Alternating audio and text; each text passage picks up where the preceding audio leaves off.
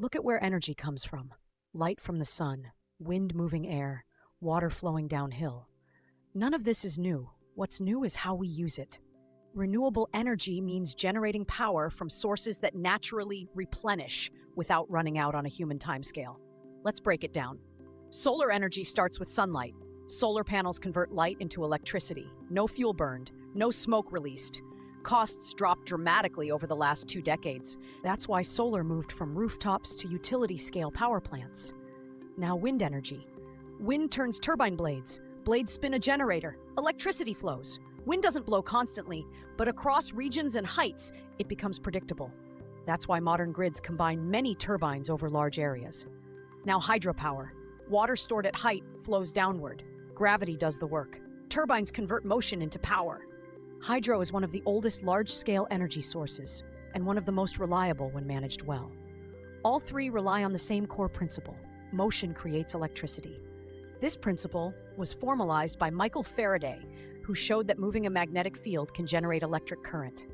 His discovery made every modern generator possible, fossil or renewable. Now zoom out. Renewable energy isn't just about clean power. It's about systems. Energy affects air quality. Air quality affects health. Health affects productivity. Productivity affects economies. That's why renewables are tied to long-term planning.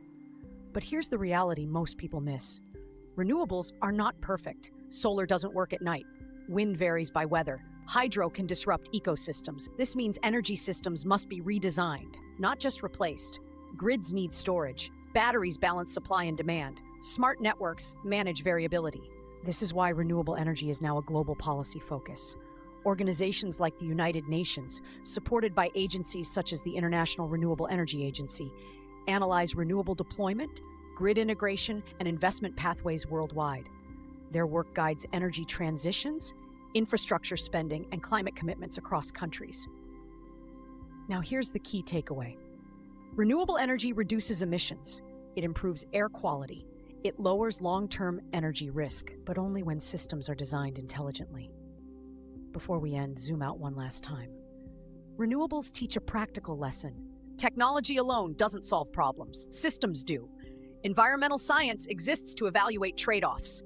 So clean energy reduces pressure on climate and ecosystems without creating new risks elsewhere. In the next episode, we'll compare fossil fuels versus clean energy, breaking down the true environmental and economic costs behind both. This series is part of the Learning Studio, where energy, environment, and policy are explained together, clearly and realistically. This isn't about trends. This is about transition.